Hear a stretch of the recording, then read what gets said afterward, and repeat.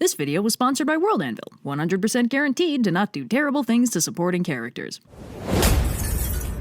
I've talked about this before in its own trope talk, but character deaths are a big deal. They're momentous occasions both in story and out, because not only is the character dead, which is obviously a bummer on its own, but it also means the total loss of all future potential for a given character. All their arcs, dynamics, relationships, everything, all lost in exchange for a one-shot gut punch. Now, most authors recognize that this is a hefty loss for their story, so they make damn sure the impact is worth the price. True, non-fake-out main character deaths are often heroic sacrifices, protracted tragedies, or carefully woven resolutions to their arcs after all the loose ends have been tied up. They're usually given time and narrative weight to reflect this cost. The surviving characters will process their grief, reflect on what the loss means to them, and are often fundamentally changed by the experience, maybe carrying on their legacy, setting off on a lengthy quest for vengeance, or viewing their layered and complex life as a personal inspiration to guide their way forward. This is not that trope. Fridging is the cute shortened form of the full name of this trope, Stuffed in the Fridge, named for a now infamous issue of a Green Lantern comic where Green Lantern Kyle Rayner's girlfriend is murdered by the villain Major Force and stuffed in the fridge for him to find when he gets home. Fridging is the very specific subset of character deaths wherein a character is unceremoniously and brutally killed specifically and solely for the narrative purpose of hurting another, more important character. This motivation can be Watsonian or Doyleist, as in-universe villain motivation or out-of-universe authorial intent. In Watsonian cases, the killer is specifically motivated to kill the Fridgie because it'll hurt the character who cares about them. In Doyleist cases, the killer might have all kinds of personal reasons to want to unceremoniously brutalize this character, but the author's motivation in killing the character is only to make the more important character upset. The only narrative role this death plays in story is hurting a different character, and it's still framed as unceremonious and brisk.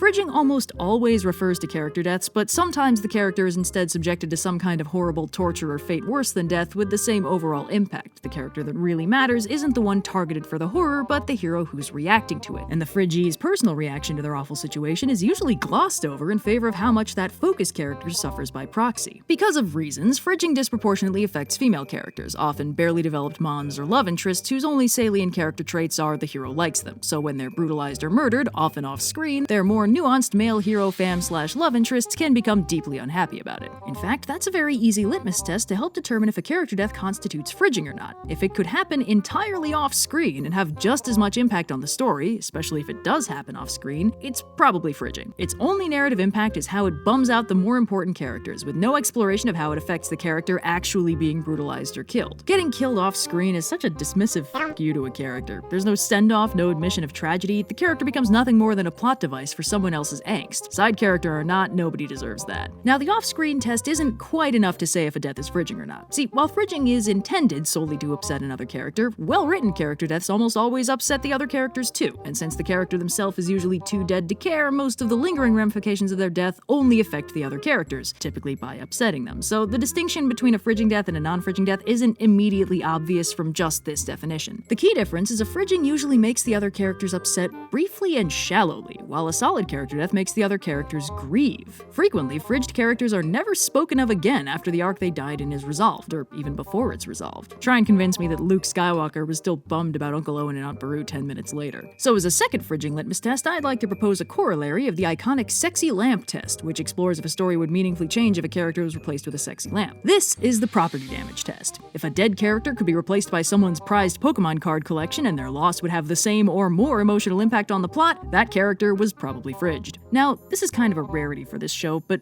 fridging is a bad trope. It's not a frequently misused trope or a hard-to-handle trope, it's bad writing. Character deaths are not bad trope-wise, but fridging specifically indicates a lack of respect for the fridged character and their narrative potential. Fridging weighs a character's potential worth to the story and concludes that all their future potential and growth and dynamics in the narrative are worth less than another character feeling kinda bad for a little while. This is reflected both outside of the story and in the story, since this character's killer, be it the character who kills them or the author who makes the call, demonstrably couldn't give a shit about them in their own right, instead choosing to focus entirely on how ending this character's life will make another character upset for an arc or two. Their own life and death isn't as important or deserving of focus as hurting the hero by proxy. This successfully indicates that the killer is a terrible person, but it also reflects a level of dismissiveness from the author. A love interest/beloved character can be killed or deeply hurt in a way that predominantly affects the plot by hurting another character without it feeling like fridging. This is largely a matter of the execution, pun intended. If the death is unceremonious and quick and off-screen, that's a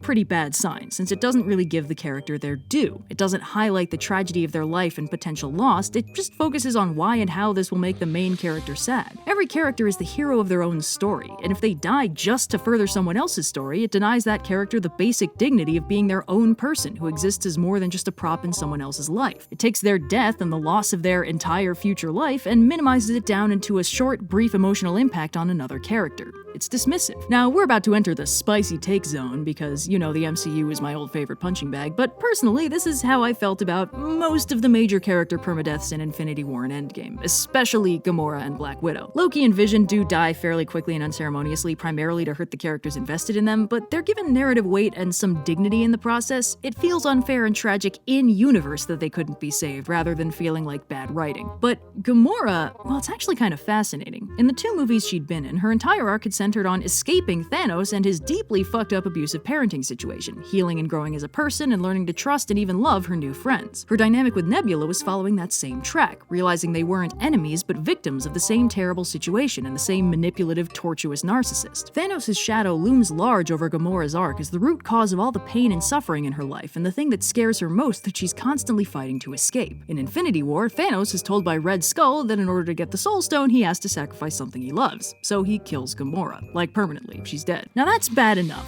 It's worse that it works. Gamora believes that Thanos is incapable of love, and quite frankly, by every indication, she's right. He's a raging narcissist who can't see past his own chins, and this should have been the test of character that screwed him over. And also, like, you must kill your loved ones to get this powerful MacGuffin and become strong is like baby's first obvious secret test of moral character, and it's frankly criminal that killing your loved ones was actually the only way to get the stone. That's just lazy writing. Like, you had the grimdark option and you had the actually interesting option, and you picked grimdark because you thought grimdark was automatically more interesting. That's just disappointing. Anyway, but it'd be bad enough if they just undercut Gamora's whole personal arc by saying that the irredeemably evil, overarching supervillain who slaughtered her people and tortured her in Nebula for decades actually truly loved her all along. It crosses the line twice by having him prove that he loved her by murdering her. Gamora's entire arc and place in the narrative is undercut and sacrificed to give Thanos a character trait that makes no sense for him, and to make Star-Lord sad so he acts dumb in the finale. Oh, and to make Thanos sad, which is given more focus and weight than Star-Lord being sad. Because obviously, making the pure evil villain kinda bummed out was worth the cost of one of Marvel's most interesting heroines. Like, I see what they were going for, but it didn't work well, it was a bad idea, and it completely undercut everything Gamora had in the previous movies, which is very disappointing. Meanwhile, Black Widow's death is similar to Gamora's, but is bad for different reasons, because unlike Gamora, who had too much character weight and potential to warrant her unceremonious death, Black Widow was completely underutilized by every other movie she's been in with the arguable exception of Winter Soldier. We had this franchise for a decade, and we never got an arc for Widow that was deeper than she's hot or she's boning the Hulk. This made her narratively disposable, but you can tell that the writers realized she was too disposable for it to be impactful, because for the first half of Endgame, they speedrun the whole characterization process by suddenly giving her some character focus, a dynamic with the other heroes, and an alleged personal arc about treasuring the Avengers as a found family all along. It was an attempt to make up for lost time so we'd be sold on her heroic sacrifice, but it was clearly token. The fact that the movie completely stopped acknowledging her death 5 minutes after they got back is really just kind of indicative of how little she actually mattered. Tony's heroic sacrifice got every hero in the MCU paying their respects, a protracted funeral scene, and an entire movie about how hard it is for the MCU to move on without him. Tasha got a bench in a lake, and a solo movie a year and a half after she died. If we were supposed to believe she really mattered, the story should have acted like it. And it should have acted like it for longer than just like the hour-long wind-up to her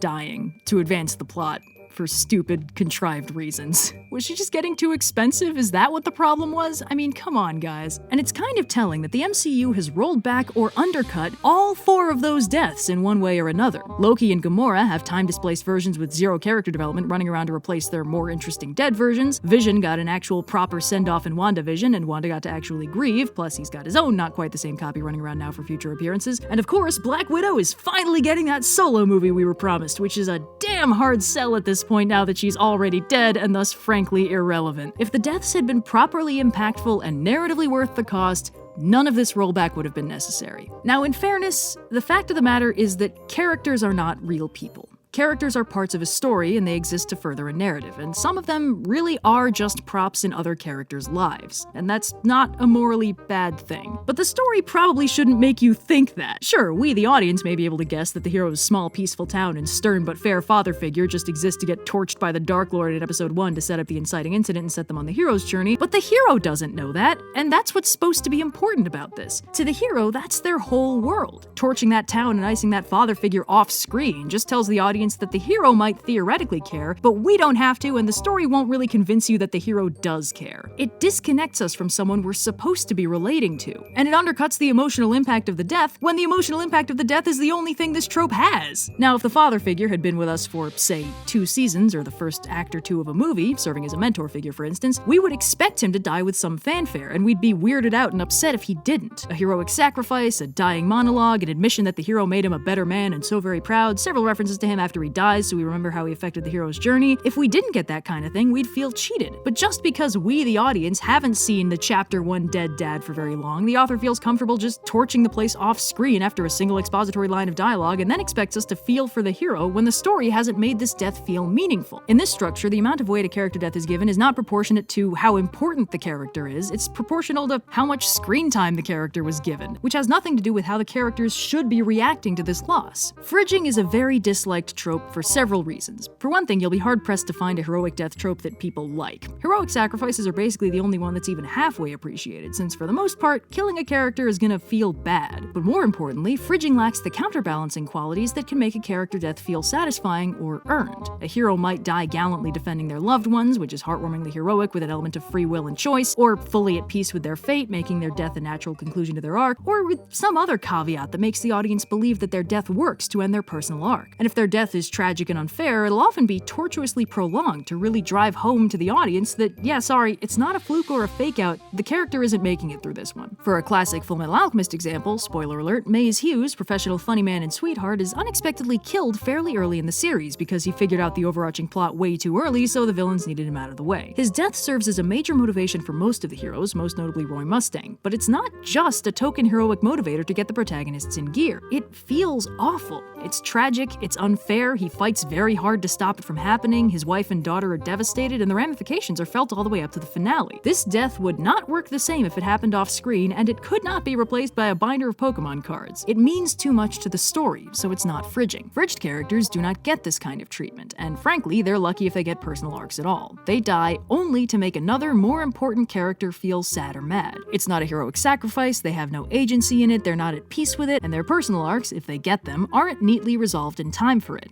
Their death or brutalization is cruel and unfair because it's designed to feel cruel and unfair to the character they're supposed to hurt or motivate, but as a result, it undercuts the only semi-okay parts of character deaths and just makes the experience relentlessly unpleasant and catharsis-free for the audience. Now, this is not a mistake. This is an intentional part of the trope, because it essentially sets up an unstable narrative situation the protagonist must now work to stabilize and resolve, usually by hunting down and stopping the killer. This is a motivation that starts an arc, so it's not meant to feel like an arc resolution, which is often the only part of a character death the audience halfway appreciates. But it betrays a fundamental dismissal of the fridged character, which undercuts the very emotional impact they're trying to invoke. As an example, when Alan Moore wrote The Killing Joke, Barbara Gordon, aka Batgirl, is shot, paralyzed, and brutalized by the Joker, entirely to upset Jim Gordon and Batman and kick off one last terrible joke. She's not even killed, but how this traumatic event affects her is entirely glossed over in story. In fact, all she says to Batman afterwards from her hospital bed is how worried she is about what the Joker's gonna do to her dad. It's heroic of her to be concerned, but that's not why her reaction was written that way. Barbara didn't matter to this story. Alan Moore has actually said he kinda regrets treating her that way. He thinks his editor probably should have reined him in instead of responding with, and I am apparently quoting, "Yeah, okay, cripple the bitch." That fundamental dismissiveness on the part of the creator really does drive home that fridging is a fundamentally broken trope. If the author doesn't care about the character enough to give their pain narrative weight, they'll have a very hard time convincing the audience to care when they suffer. The only way the author can make the audience care in this situation is by making this unimportant death hurt another, more important character. But since the author doesn't care about the fridged character, they'll have a hard time writing the more important character's reaction to their fridging. The more important character cares more about the fridged character than the author does, so how is the author supposed to write their grief when they clearly can't even imagine it? It comes across as shallow and hollow because on a very real level it is. A fridging isn't just lacking in resolution, it's usually lacking in real emotional weight. We're lucky if we really know the character who dies, and if we don't, then killing them only affects us by how it affects the character characters who care about them, and only if we care about those characters in turn. Killing off a character we're not invested in tells us that character was never going to matter on their own merit, which can disengage the audience from the story as a whole. So opening a story by fridging someone sends a pretty clear message to the audience that most characters don't matter, which speedruns the disengaged audience problem right out of the gate. Fun fact, this is how Supernatural begins. I tried watching it way back when and lost interest after the first season or so, but I remember the pilot because it's burned into my brain. Even at the time, I could kind of tell the writing wasn't working. First scene, we meet our protagonists as young children in an idyllic home with their father and mother. Smash cut to the night, their father wakes up to see his wife stuck to the ceiling with a horrified expression. Then she explodes and the house burns down. Smash cut to the main plot, it's a couple decades later, brother 1 is in college and has a girlfriend, brother 2 shows up and tries to give him a call to adventure to make the actual plot happen. Brother 1 is reluctant because he's got so much going on for him in his personal life right now. Then brother 1's girlfriend gets stuck to the ceiling and explodes, so it's time for a road trip. The first time it happened, it was kinda spooky. The second time it happened, I actually laughed. I looked this up to make sure I was remembering the details right, and apparently in the plot, both of these women were killed specifically because the bad guy had plans for the protagonist, and in the case of the girlfriend, he's the one who introduced them in the first place specifically so he could manipulate the protagonist by killing her. That's just, God, that's so funny. That's the pilot. No wonder death is meaningless in this show. So fridging tries to have things both ways. It gives us a character who clearly doesn't matter on their own, and then kills them in a way that highlights that they didn't matter to the story by their own merit, but then tries to tell us that their death really, really mattered to the character we're supposed to sympathize with. It's like the worst kind of damsel in distress, a character in trouble whose only trait we're given to care about is that they're in trouble. It's almost the epitome of tell don't show. If we don't care about the character and they die quickly and unceremoniously, we never have a reason to care. If we do care about the character and they die quickly and unceremoniously, and all we focus on is how bad that makes someone else feel, it feels like a bad use of their potential, and it makes us aware of the hand of the author, which is never a good thing. Now, some authors recognize this without really recognizing the problem, and will try to play it one of two ways. In one school of thought, the soon-to-be fridged character will suddenly be given an unprecedented amount of on-screen focus and a handful of purposefully heartwarming or cute character traits to quickly get the audience invested in this hitherto non-character so it feels halfway momentous when they die. I like to call this the Whedon school of fridging, or the Coulson Effect. This is the author's attempt to speedrun the getting the audience invested process without having to actually make the character stand on their own, or, matter. And on the flip side, sometimes a fridged character will give some kind of token justification for why their death is okay actually, usually along the lines of, I'm at peace now, or I already have everything I wanted, or the real treasure was our friendship, or something. This is an attempt to kludge together a satisfying character resolution so it doesn't feel completely unceremonious, but it suffers from the fact that the fridged character definitely didn't have an arc leading up to it. It doesn't fully counterbalance the disengaging gut punch of an unceremonious character death because it feels token and disconnected. If the character's arc was really resolved, we probably shouldn't need to hear them say it out loud seconds before they die. It's like how we shouldn't need to hear the characters say I love you to know they're in love, you know? I love you shouldn't be a surprise to the audience, and neither should I'm totes cool with death now. Both just end up feeling like a way to compensate for inadequate writing last minute. You may recall, Black Widow's death in Endgame did both of these things, and it was bad because neither of these writing tricks make up for wasted character potential. Avoiding fridging is a matter of giving the character their narrative due. It's about treating them like they really are the hero of their own story, and writing their death or brutalization as if that's where the story actually ends. How much more impactful would a fridging be if the story actually acted like an important story was ending with their death? And how many riots would there be if an actually important main character was iced as unceremoniously as these fridging victims are? If Captain America had gone over that cliff with a token little half smile and an I'm at peace now, there would have been fucking riots in the streets, and you know it. I guess this is just another trope that boils down to it's better to write actual characters with agency and personal goals instead of people-shaped plot devices. It's funny how often that happens. So, yeah, and thanks again to World Anvil for sponsoring this video. As you may know, World Anvil is designed to help organize your world building, making the whole process easier for writers, gamers, and creators of all stripes. It's a browser-based world building and novel writing software with interactive world maps, family trees, a fully customizable calendar, custom wikis you can use for your characters and events, a built-in word processor with a Scrivener-like layout, and plot and story timelines. They also recently added a new tool called Chronos that lets you create multiple visual timelines, which also connects to a map view, or more than one map view, to show how things change in your story over time. You can use it to navigate events, wars, character lives, the spread of a religion, pretty much anything that happens in space-time. You can also make them public so other people can use them to track your story and world. So if all that sounds interesting, check out the link in the description for more details, and if you want to spring for an annual membership, you can now get 30% off with the promo code Overly Sarcastic.